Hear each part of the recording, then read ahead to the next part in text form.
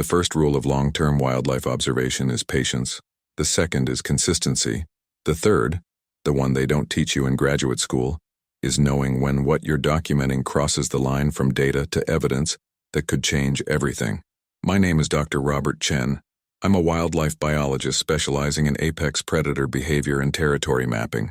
For 14 consecutive summers from 2005 to 2018, I conducted research in a remote section of the Cascade Range in Washington state, specifically focusing on cougar population dynamics and black bear seasonal movement patterns. That was my official research, my documented work, the papers I published, the grants I received, the career I built on observable, explainable wildlife behavior. But every summer, for those same 14 years, I also documented something else. It started as an accident, a motion-activated camera positioned to capture cougar activity along a game trail near an area marked Trail Closed, Restoration in Progress. The trail had been closed since 2003, officially due to erosion concerns and habitat sensitivity. But the closure was peculiar. No restoration work was ever visible, no timeline for reopening was ever posted, and the boundaries of the closed area expanded slightly every few years with minimal public notice. On July 12, 2005, camera NUR7 captured something that wasn't a cougar. The footage showed a figure moving through early morning mist, bipedal, approximately 7 feet tall, covered in dark brown hair with reddish highlights. The gait was smooth, purposeful, showing none of the awkwardness of a bear on hind legs or the obvious costume markers of a hoax. The figure paused at a serviceberry bush, harvested fruit with careful hand movements, then continued along the trail and disappeared into dense forest.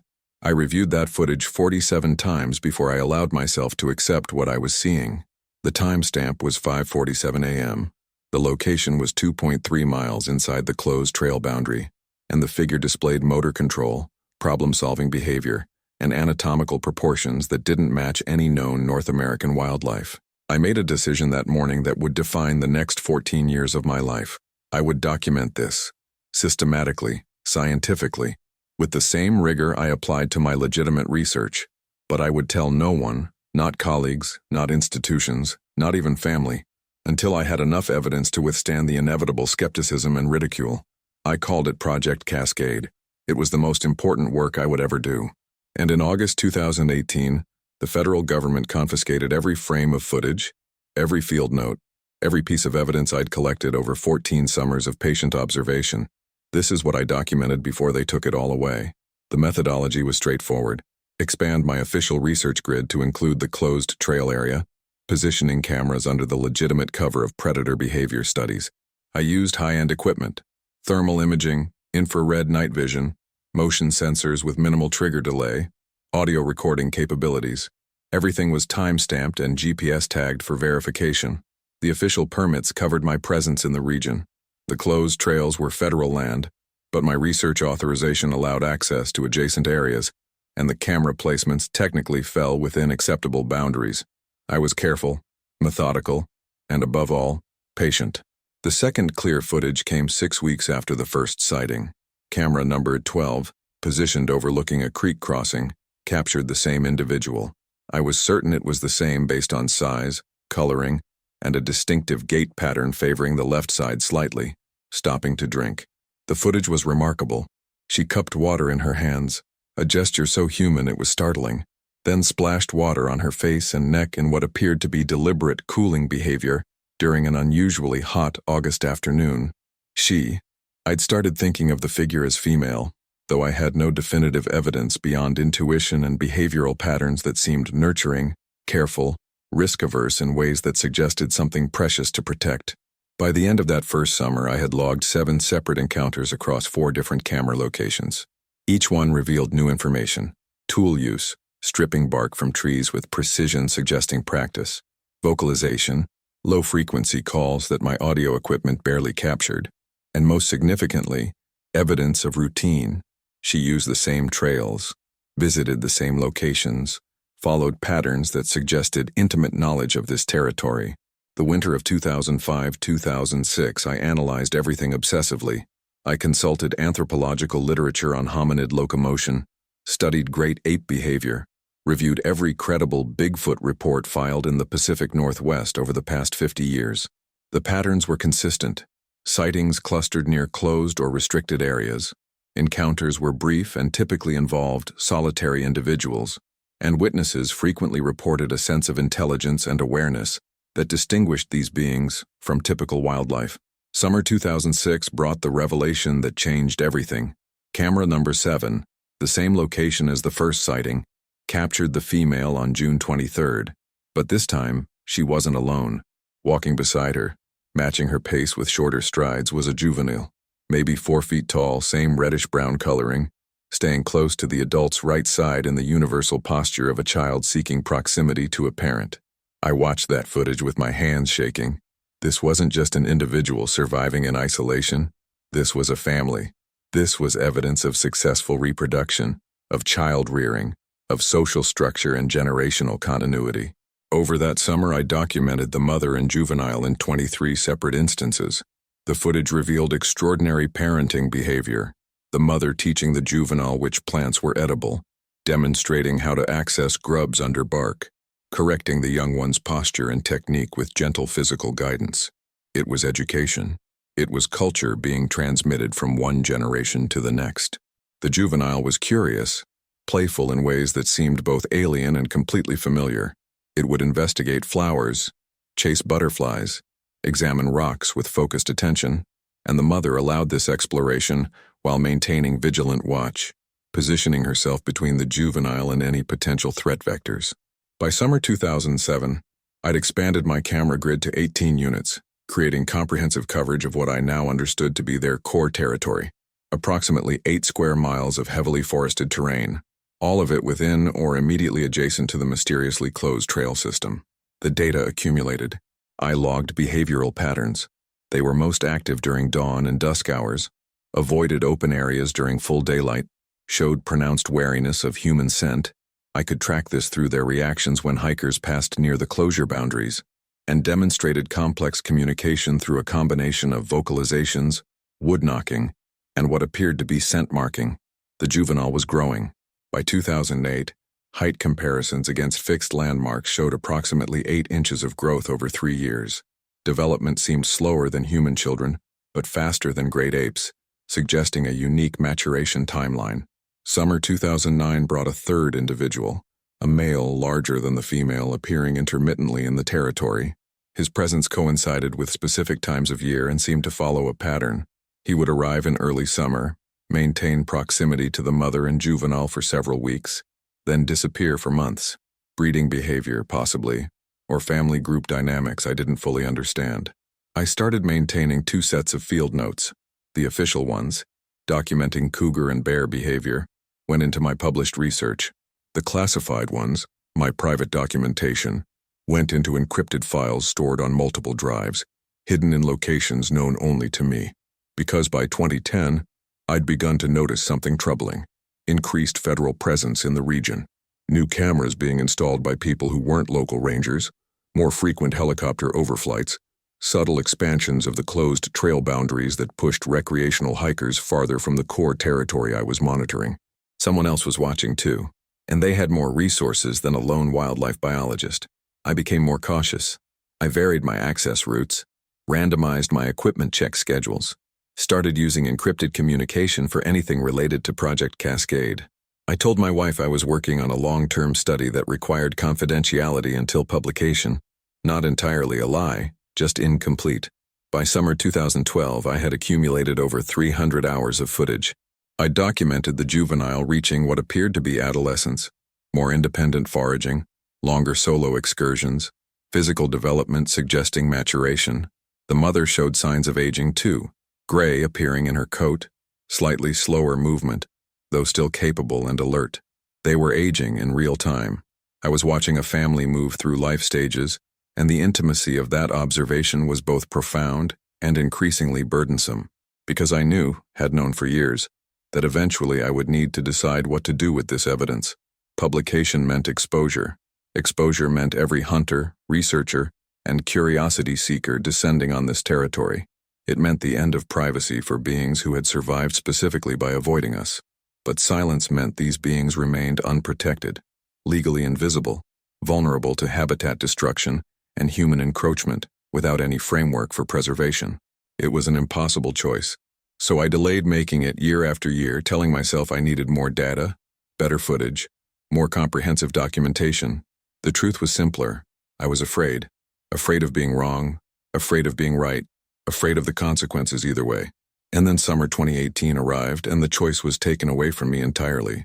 The notification came via certified mail in May 2018. My research permits for the Cascade Study area were being temporarily suspended, pending federal review of land use priorities and habitat sensitivity assessments. The language was bureaucratic, vague, and clearly non-negotiable. I called the Regional Forest Service office. The ranger I spoke with, someone I'd worked with for over a decade, was apologetic, but firm. "It's out of our hands, Rob." This came from DC. Federal Wildlife Review classified priority. They're not explaining it to us either. What about my long-term data sets? I've got 14 years of predator behavior documentation. Suspending access now compromises scientific continuity. I know. I'm sorry. File an appeal if you want, but between you and me, this feels like the kind of decision that was made several pay grades above anything we can influence. I filed the appeal anyway. It was denied within 48 hours, a response time that suggested the decision had been made long before I received the notification. Someone knew. Someone had been monitoring my monitoring, and they'd decided it was time to shut it down. I made a choice then that violated every protocol I'd ever followed. I was going in anyway. One final summer. One last collection of data before whatever was happening made it impossible to continue. I accessed the territory through a route that wasn't on any map, an approach I'd discovered years earlier while tracking a particularly elusive cougar. It added 6 miles to the hike and required technical climbing, but it bypassed all official access points and surveillance. On June 15, 2018, I positioned my cameras for what I believed might be the last time. The equipment was newer, better, 4K resolution, enhanced audio, better low-light performance. If this was my final summer, I wanted the best possible documentation. The family group was still there, the mother, now visibly aged, moving with the careful deliberation of someone managing chronic pain or injury. The juvenile, no longer juvenile, now a young adult nearly the mother's height, more independent but still maintaining close association. And the male, appearing right on schedule in mid-June, resuming his seasonal presence in the territory. But there was something new, evidence of a second juvenile. Small tracks, maybe 3 feet tall based on stride measurements, staying even closer to the mother than the first offspring had at that age. A new generation, proof of continued reproduction, of population stability, of successful adaptation to a world that was supposed to have no room for them. I documented everything that summer with intensity bordering on obsession. I knew I was racing against something, though I couldn't articulate exactly what. Just a sense of urgency, of time running out, of needing to capture as much as possible while the window remained open. The footage from July was extraordinary. I captured the young adult teaching the new juvenile, the same behaviors the mother had demonstrated 14 years earlier, now being passed to a third generation. Foraging techniques, territory knowledge, wariness protocols, cultural transmission in real time, preserved in digital format, undeniable evidence of sophisticated social learning. On July 23rd, I documented something I'd never seen before. The entire family grouped together in one location. Mother, young adult, new juvenile, and the male, gathered in a small clearing during early morning hours. The behavior suggested ritual or ceremony. They weren't foraging or traveling, just present together. The vocalizations picked up by my audio equipment were complex, layered, almost musical. Communication I couldn't begin to interpret, but could clearly identify as intentional and structured. That footage was the crown jewel of 14 years of work. Irrefutable evidence of family structure, social complexity, and behavioral sophistication that demanded recognition, protection, and respect. I hiked out on July 25th, planning to return in a week with fresh batteries and storage cards. I never made it back. On July 28th at 6 a.m., federal agents arrived at my home with a warrant. Not local rangers or Forest Service personnel, actual federal agents with Department of Interior credentials and a level of authority that made argument pointless. "Dr. Chen, we need to speak with you about your research activities in the Mount Baker Snoqualmie National Forest," specifically regarding unauthorized access to restricted conservation areas. The lead agent, a woman in her 40s who introduced herself as Agent Reeves, was professional but absolutely unwavering. They had documented my access to the closed trail area. They had evidence of camera placement in locations outside my authorized research grid. And they had authority under classified federal wildlife protection statutes to seize any and all materials related to those activities. You can't do this. This is 14 years of legitimate scientific research. Dr. Chen, we're aware of exactly what your research documents. That's precisely why we're here. You've been observing protected subjects in a designated preservation zone. That observation, regardless of intent, constitutes unauthorized human contact with federally protected species under emergency conservation protocols. Protected species? They're not even acknowledged to exist, which is why this conversation is happening privately at your residence rather than publicly with criminal charges. We're offering you a choice: voluntary cooperation with immediate material surrender, or we proceed through legal channels that will make your activities and findings a matter of public record.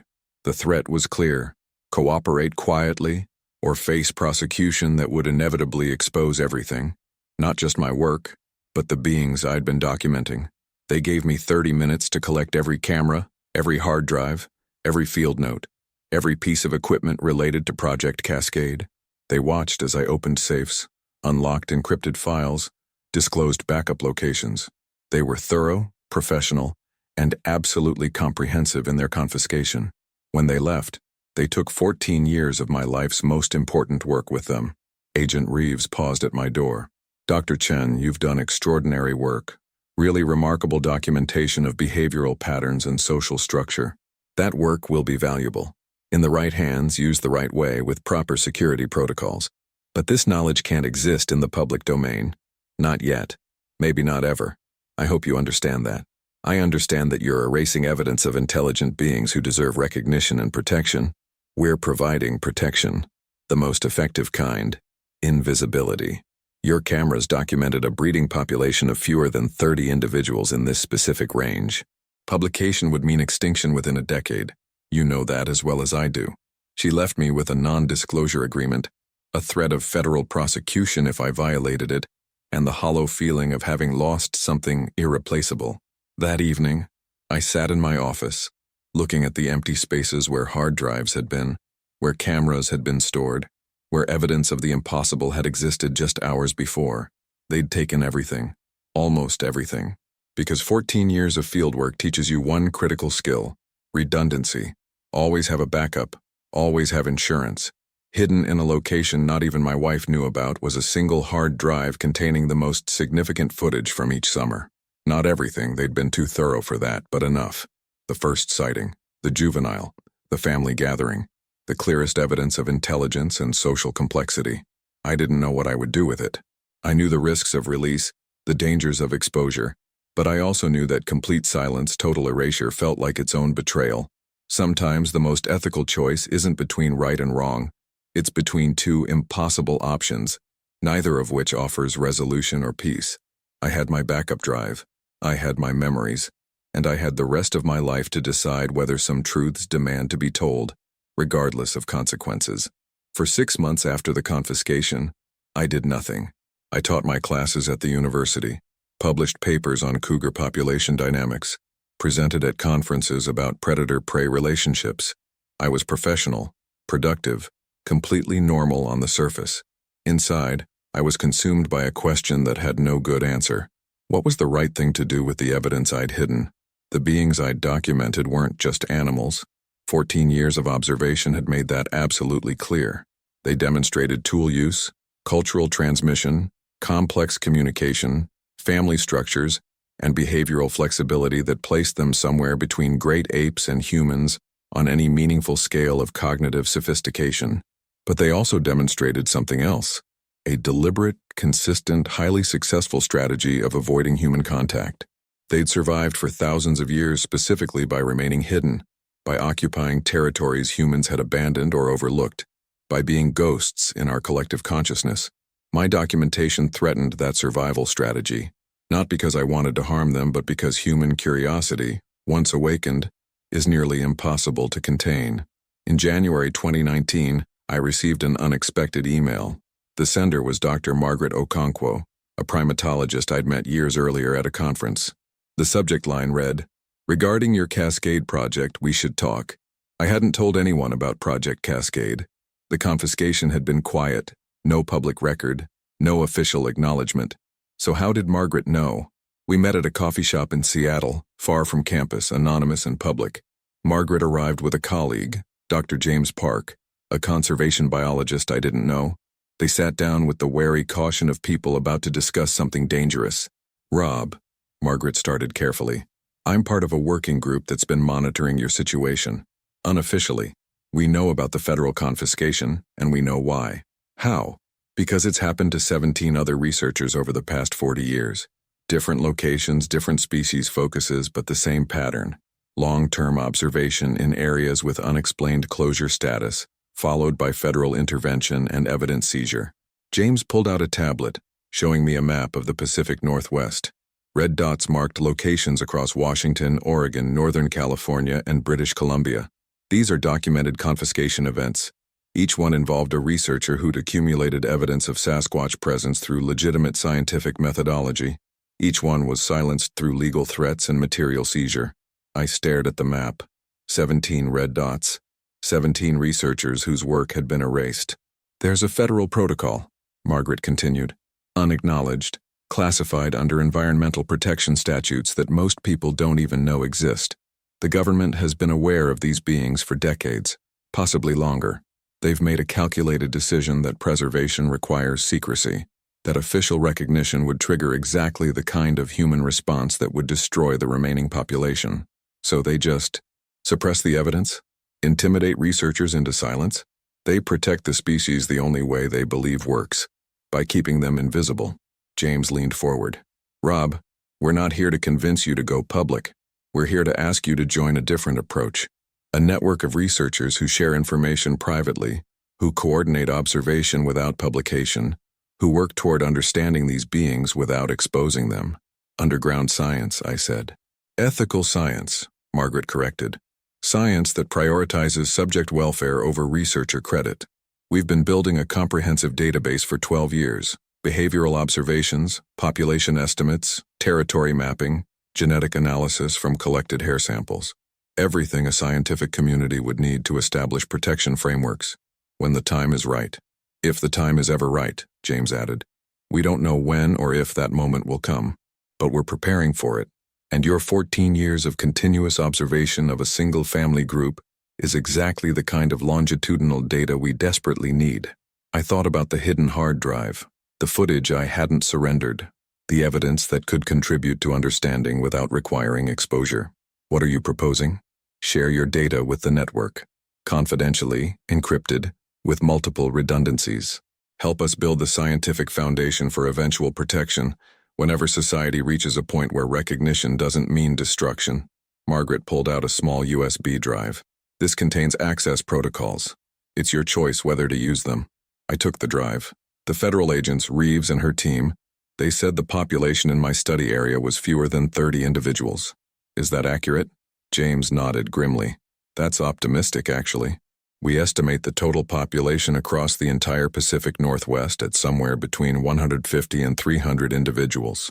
Scattered family groups with limited genetic exchange, occupying increasingly fragmented habitat, surviving through behavioral adaptation rather than population resilience.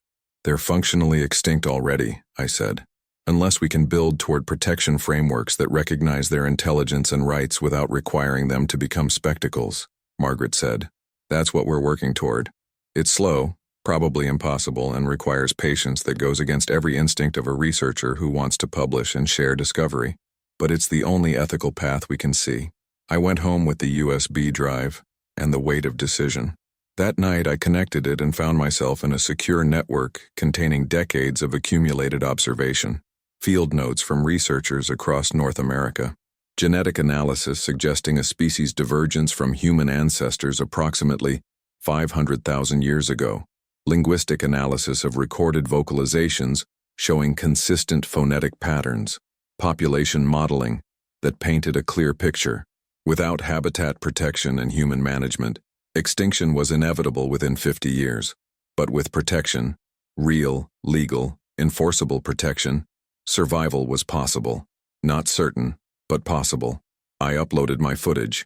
All 14 years, every significant observation, every piece of evidence I'd collected, into a network that would preserve it, analyze it, build toward understanding without requiring exhibition. It felt like the right choice, but it also felt like surrender, like accepting that some truths are too dangerous to speak aloud, that some beings survive only by remaining silent, and that science sometimes serves subjects better by staying hidden than by seeking light. The revelation wasn't in what I'd documented. It was in understanding that documentation alone was meaningless without wisdom about when and how to use it. Some discoveries change the world. Others are kept in darkness specifically so the world remains unchanged, and the subjects of discovery remain alive. The network Margaret had introduced me to was more sophisticated than I'd imagined. 12 core researchers across 7 states, each contributing specialized expertise: genetics, linguistics, behavioral ecology, conservation biology, anthropology. All of us bound by the same impossible dilemma. We'd found evidence of non-human intelligence and had to decide whether revealing it would save or destroy what we'd discovered. Through secure channels, I learned the full scope of what the federal government had been managing. The closed trail systems weren't random. They were deliberately maintained buffer zones around documented population centers, created through bureaucratic language that never mentioned the real reason for closure: environmental protection, watershed sensitivity, habitat restoration. All true, but incomplete. The real purpose was creating space where intelligent beings could exist without human interference.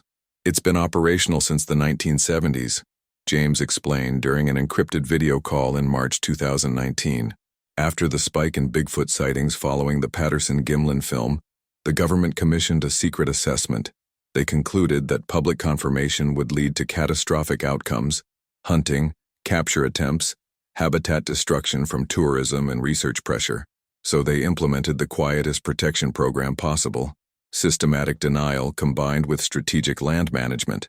They're protecting them by pretending they don't exist, I said. Essentially. And it's worked, after a fashion.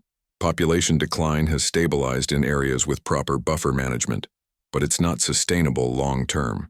Climate change is forcing migration into new territories.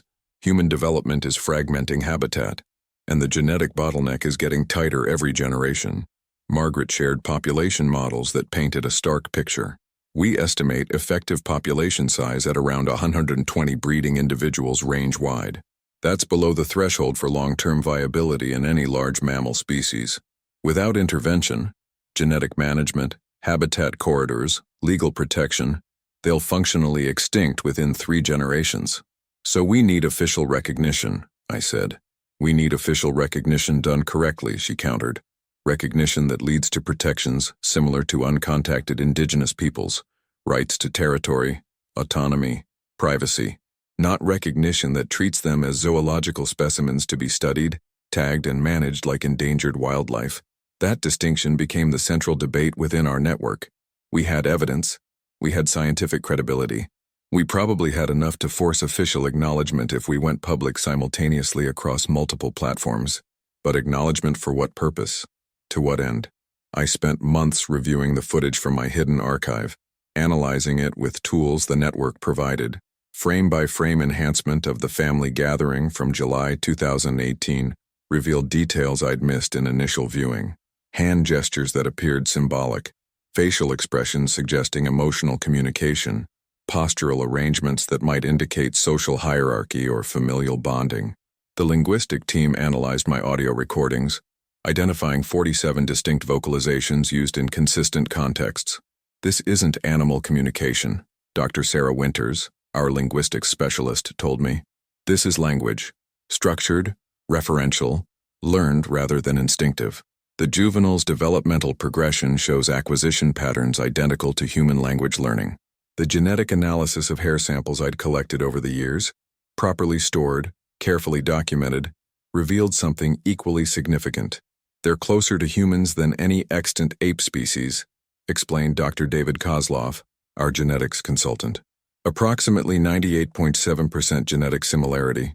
For comparison, we share about 96% with chimpanzees. These beings are more closely related to us than chimps are to bonobos. Every piece of analysis reinforced the same conclusion. We were dealing with people. Non-human people, but people nonetheless. Beings with intelligence, culture, language, and societies that deserved recognition and rights. But recognition in the current political and social climate seemed more likely to trigger exploitation than protection. Look at what happened with every indigenous population that's been discovered, James argued during one of our debates. Initial contact leads to disease, displacement, cultural destruction, and genetic absorption. These beings have survived specifically by avoiding that contact. Forcing it now, even with the best intentions, risks everything they've protected through millennia of careful hiding. But hiding hasn't protected them from habitat loss, I countered. It hasn't protected them from climate change, or from the gradual shrinking of viable territory. At some point, invisibility becomes its own death sentence. We were at an impasse, the same impasse the federal government had probably reached decades earlier. Preservation through secrecy was failing slowly, but revelation risked accelerated destruction. In June 2019, the dilemma became concrete. A development proposal was submitted for an area adjacent to one of the buffer zones, a resort complex with ski facilities, housing, and commercial infrastructure. The environmental impact assessment made no mention of rare species concerns beyond standard endangered species listings. If approved, it would bisect critical habitat for one of the documented family groups. This is exactly the scenario we knew would come, Margaret said during an emergency network call. Development pressure that threatens population viability, but we can't protest without revealing why we're protesting. Can the federal managers block it through their existing protocols, I asked. They're trying, James replied, but their authority is limited. They can delay, create bureaucratic obstacles, but ultimately if the development meets environmental regulations for known species, it gets approved. Unknown species don't count in impact assessments. Then we need to make them known, Dr. Winters said firmly.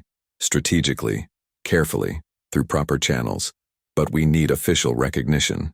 That triggers everything we've been trying to avoid, someone else argued. Doing nothing triggers slow extinction, Winters countered.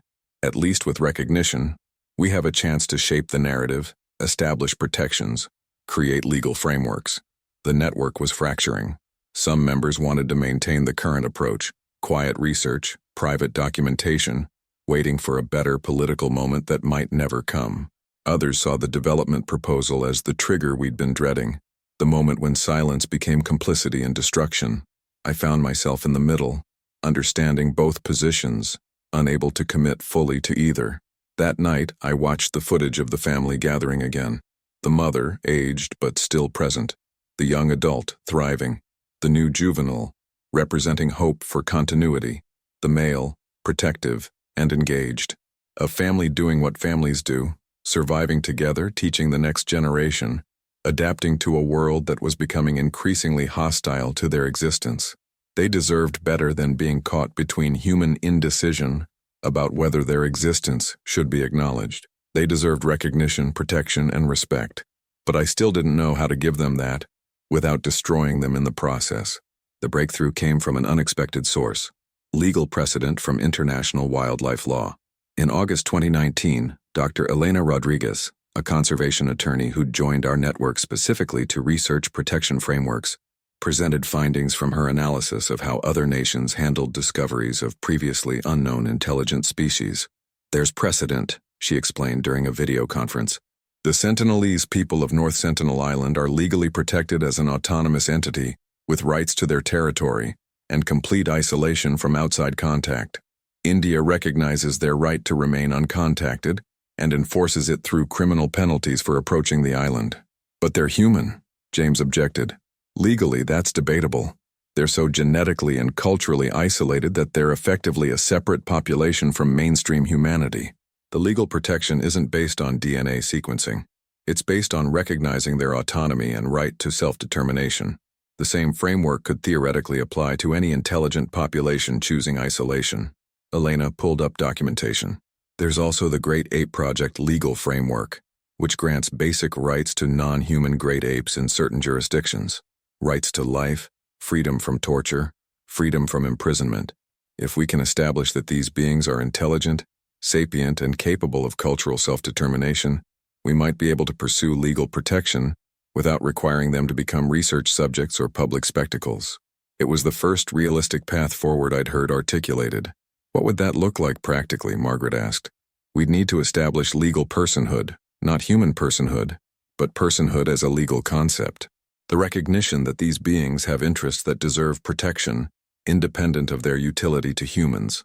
Several nations have granted legal personhood to rivers, forests, even specific animals. New Zealand recognized the Wanganui River as a legal person. Ecuador's constitution recognizes rights of nature. We're not inventing something new. We're applying existing legal concepts to a new situation. But that requires official acknowledgement that they exist. I said, yes, but acknowledgement through legal protection rather than scientific publication. We'd present evidence to a closed federal review board, argue for emergency protected status, establish legal frameworks before public disclosure. By the time the world knows these beings exist, they'd already have legal protection in place. It was ambitious, maybe impossible, but it was the first strategy that seemed to thread the needle between silence and exploitation. Over the following months, Elena worked with network members to build a comprehensive legal case. We compiled evidence. My 14 years of behavioral documentation, genetic analysis proving close relationship to humans, linguistic evidence of complex communication, tool use documentation, cultural transmission between generations. But we also included something unprecedented, evidence of their choice to remain hidden. We documented consistent avoidance behaviors, sophisticated strategies for eluding human contact, the intelligence required to remain undetected for centuries, despite human expansion into their territories. We're arguing that their choice to remain uncontacted should be legally protected, Elena explained. That forcing contact, through research, tourism, or any other human activity, violates their right to self-determination as an intelligent population. In December 2019, Elena submitted our compiled evidence to a federal judge known for environmental law expertise, under seal, requesting a closed hearing on emergency protection status for an undisclosed intelligent species. The response came faster than expected. January 15, 2020. Hearing granted under unprecedented confidentiality protocols.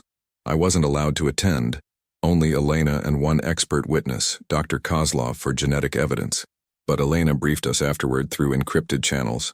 The judge reviewed everything. All 14 years of your footage, Rob. The genetic analysis, the linguistic patterns, everything. And at the end, he asked one question. Does this species want to be protected by our legal system, or protected from our legal system? What did you say? Margaret asked. I said we had 14 years of evidence showing they want protection from any human system, legal, scientific, economic, that the only form of protection consistent with their demonstrated preferences is complete autonomy and territorial sovereignty. The judge had taken 30 days to consider.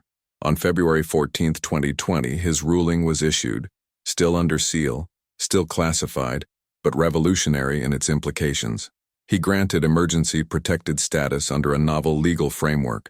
The beings were recognized as a sapient autonomous population with inherent rights to territory and non-contact.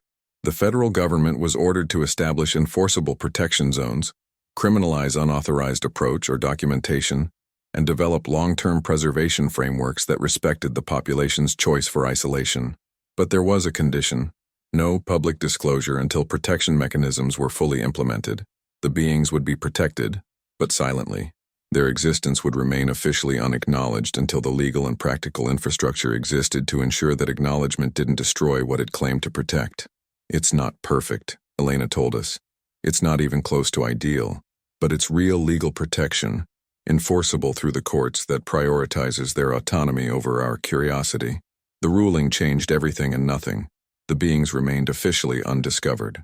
Researchers like me remained legally bound to silence, but the closed trail systems gained actual teeth, criminal penalties for violation, federal enforcement with real resources, habitat protection that couldn't be overridden by development proposals. I thought about the family I'd documented for 14 years, the mother who'd aged before my cameras, the juvenile who'd become an adult, the new generation being taught survival strategies in an increasingly hostile world. They would never know about the legal victory. They would never understand that a human judge in a federal courtroom had recognized their right to exist undisturbed. They would simply continue living as they always had, carefully, secretly, surviving through intelligence and adaptation. And maybe that was exactly as it should be. Maybe the highest form of respect wasn't recognition or acknowledgement, but the creation of space where they could exist on their own terms, unknown and unbothered. My footage remained sealed in federal archives and private network servers. My 14 summers of work would never be published, never earn academic recognition, never contribute to my professional reputation. But somewhere in the Cascade Range, a family of intelligent beings had legal protection they would never know they'd received. And that, I realized, was more important than any publication credit or scientific recognition. Some discoveries change the world through revelation. Others change it through quiet protection, through creating space for mystery to remain mysterious, for the unknown to stay safely unknown. I'd spent 14 summers documenting the impossible, and the ethical culmination of that work was ensuring it remained impossible, protected, preserved, and hidden from a world that wasn't ready to encounter it with wisdom and respect. The legal protection was in place by March 2020, just as the COVID-19 pandemic began reshaping human society. The timing was accidentally perfect. Travel restrictions, trail closures, and reduced recreational activity gave the protected territories unprecedented quiet. For almost 2 years, human pressure on their habitat was the lowest it had been in decades, but legal protection without public understanding remained fragile. And in April 2022, that fragility became concrete. A wildfire ignited in the Cascade Range, human-caused, investigation later determined, from an illegal campfire in a closed area. The fire spread rapidly through drought-stressed forest, ultimately burning over 40,000 acres, including significant portions of the protected territories. The federal response was immediate and overwhelming. Resources deployed at a scale that seemed disproportionate for a wildfire in a relatively remote area.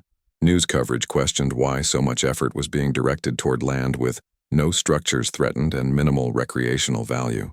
I watched the coverage with growing dread, understanding what the news media didn't. Those resources weren't primarily protecting timber. They were protecting beings whose legal status couldn't be publicly explained. Elena called me during the height of the firefighting efforts. "We have a problem. Emergency responders on the ground are encountering anomalies. Footprints, vocalizations. One crew reported seeing a large bipedal figure moving away from the fire line. So far, everything's been kept quiet through federal coordination, but we're one cell phone video away from this becoming public. Can we evacuate them?" I asked.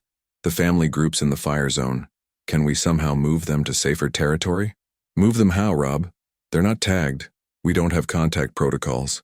We barely know where they are at any given time, and approaching them during a crisis to help would probably traumatize them more than the fire itself." She was right. The beings had survived forest fires before, had probably been surviving them for thousands of years. Our interference might do more harm than good, but the temptation to act, to intervene, to use our technology and resources to actively protect them was overwhelming. This was the central tension of our entire approach. We'd granted them legal autonomy, but part of us still wanted to manage them like wildlife, to control their safety through human intervention. "We have to trust them," Margaret said during an emergency network call. "Trust that their intelligence, their knowledge of this territory, their survival strategies that have worked for millennia, that those will be sufficient. Our job is to protect their habitat and territory from human encroachment. Their job is to survive within that territory." The fire burned for 3 weeks. By the time it was contained in late April, approximately 60% of one family group's core territory had burned. Thermal monitoring in the weeks that followed showed changed movement patterns. The beings were adapting, finding new foraging areas, avoiding the most damaged sections while utilizing edges where new growth was already emerging. They were surviving. Without our intervention, without our management, they were adapting the way intelligent beings adapt, through observation, learning, and behavioral flexibility. But the fire had consequences beyond habitat damage. The emergency response had brought hundreds of firefighters, support personnel, and equipment into areas that had been quiet for decades. Even after the fire, the increased human presence continued. Salvage logging, restoration work, fire prevention infrastructure.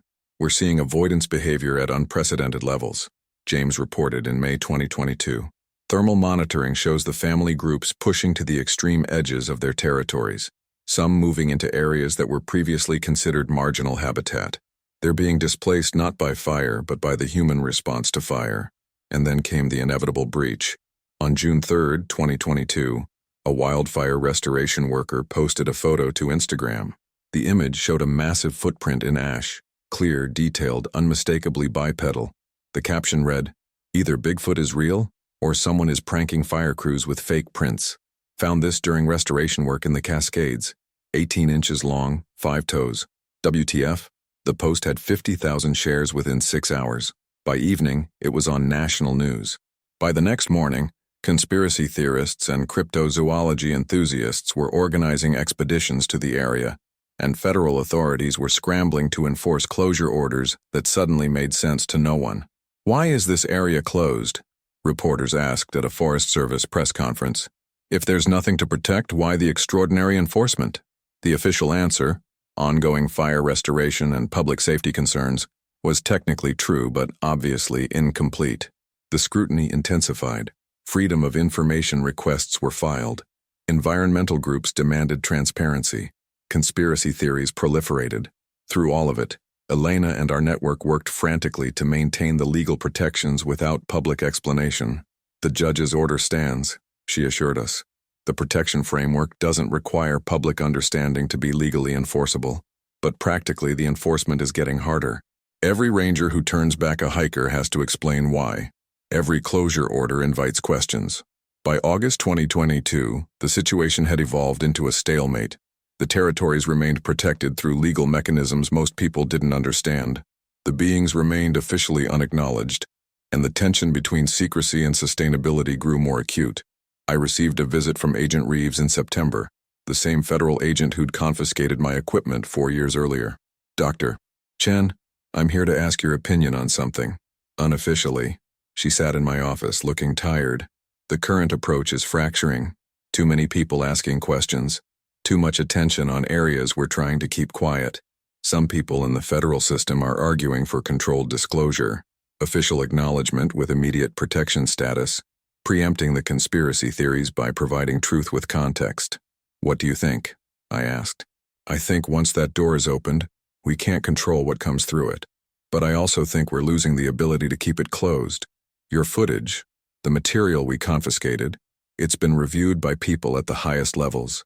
They understand what you documented, and increasingly they're concluding that strategic disclosure might be less risky than eventual forced disclosure through breaches we can't contain." She pulled out a tablet. "They want your input. If disclosure happens, when it happens, how do we do it in a way that protects the subjects rather than exposing them?" I looked at the tablet, at the weight of a question I'd been avoiding for years. "You do it by telling the truth," I said finally. "Not the sensational truth, the ethical truth. That these beings exist, that they're intelligent, that they've chosen autonomy, and that respecting that choice is more important than satisfying our curiosity.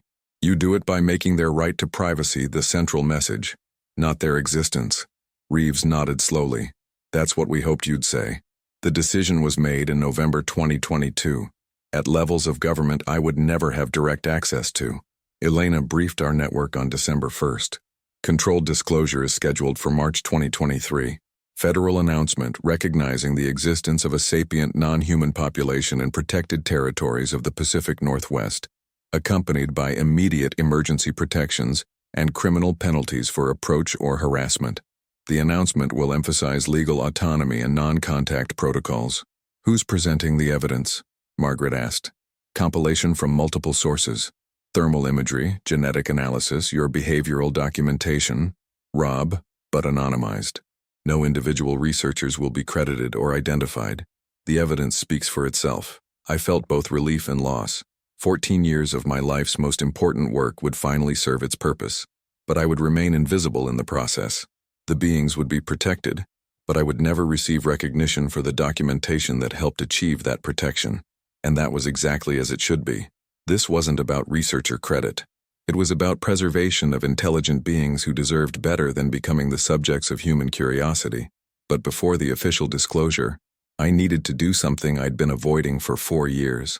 I needed to return to the territory one final time. Not to document, not to observe, but to bear witness to what my work had helped create. Legal protection for beings I'd watched grow, age, and survive against extraordinary odds. I hiked in through the illegal route I'd used in 2018, the approach that bypassed checkpoints and sensors. It was January 2023, deep winter, snow heavy in the mountains. The kind of conditions that deter casual hikers but create ideal tracking conditions for someone who knows what to look for. I found prints on the third day, a trackway moving through old-growth forest, heading toward a valley I remembered from years of observation. The stride length suggested the young adult from my documented family, now fully mature, likely breeding age, possibly establishing independent territory. I followed at a distance, not trying to catch up, just moving parallel through the forest. Around midday, I heard something that stopped me completely. Wood knocks. 3 sharp raps, then silence. Then 3 more from a different direction. Communication, territory marking, or family coordination.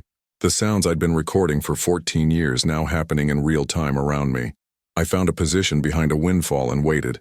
The temperature was dropping toward 0, my breath visible in the still air. Everything was silent except for the occasional crack of ice-burdened branches and the distant calls of ravens. Then they appeared. 3 individuals moving through the forest with practiced silence. The young adult I'd been tracking, now visibly mature and independent, and 2 others, smaller, younger, different family group based on the territory. They converged at a large cedar tree, and for several minutes, they simply stood together. No obvious communication, no dramatic gestures, just presence. 3 intelligent beings sharing space in their world. I watched through binoculars, keeping my distance, understanding that this moment wasn't mine to interrupt or document. This was their world, their routine, their existence continuing as it had for thousands of years before I'd ever positioned my first camera. After perhaps 10 minutes, they separated and moved off in different directions. The young adult passed within 100 yards of my position, close enough that I could see details. Reddish-brown hair with gray beginning to show at the temples, intelligent eyes scanning the environment, movements that showed both confidence and constant vigilance. They'd survived, despite fire, despite increased human pressure, despite the attention my documentation had ultimately brought to their territory. They'd adapted, persisted, continued, and in 3 months, their existence would be officially acknowledged. The world would know they were real, and everything would change. I hiked out the next day, leaving no trace except boot prints that would be gone with the next snowfall. On the drive home, I thought about the confrontation that hadn't happened, the peaceful observation of beings going about their lives, unaware that legal protection was coming, unknowing that human courts had recognized their right to autonomy. Maybe that was the ideal outcome. They would never need to know about the legal frameworks, the research networks, the debates about their status and protection. They would simply continue existing, and the world would adjust around them rather than forcing them to adjust to the world. But I also knew that disclosure would bring challenges. Even with legal protection, even with the best intentions, human curiosity would pressure the boundaries. People would want proof, would test the enforcement, would push to see, to document, to understand. The beings would face a world that knew they existed, and all the intelligence, all the survival strategies that had kept them hidden for millennia would need to adapt to a new reality. Invisibility was no longer an option. I spent February preparing for what was coming. Elena and our network finalized educational materials, briefings for law enforcement, guidelines for encounter protocols, legal documentation of protection frameworks, everything designed to manage the inevitable human response to revelation. On March 15, 2023, the director of the Department of the Interior held a press conference. The statement was carefully crafted, emphasizing protection over spectacle. The federal government acknowledges the existence of a sapient, autonomous population of non-human beings within protected territories of the Pacific Northwest. These beings, previously undocumented by modern science, have demonstrated intelligence, social structure, and clear preference for non-contact with human populations. Effective immediately, all territories where these beings have been documented are designated as autonomous zones with absolute non-entry protocols. Approaching, documenting, or harassing these beings is a federal crime punishable by substantial fines and imprisonment. We are not dealing with wildlife to be studied, but with intelligent beings whose right to privacy and self-determination must be absolutely respected.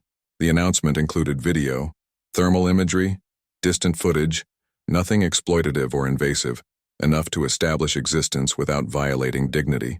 The world's reaction was predictable: shock, skepticism, fascination, and immediate pressure for more access, more information, more proof. But the legal frameworks held, the protection zones were enforced, and gradually, the initial frenzy gave way to a new normal. The world that acknowledged intelligent non-human beings existed, surviving in protected territories, choosing isolation over integration. It wasn't perfect. It never would be. But it was better than extinction through ignorance or exploitation through revelation.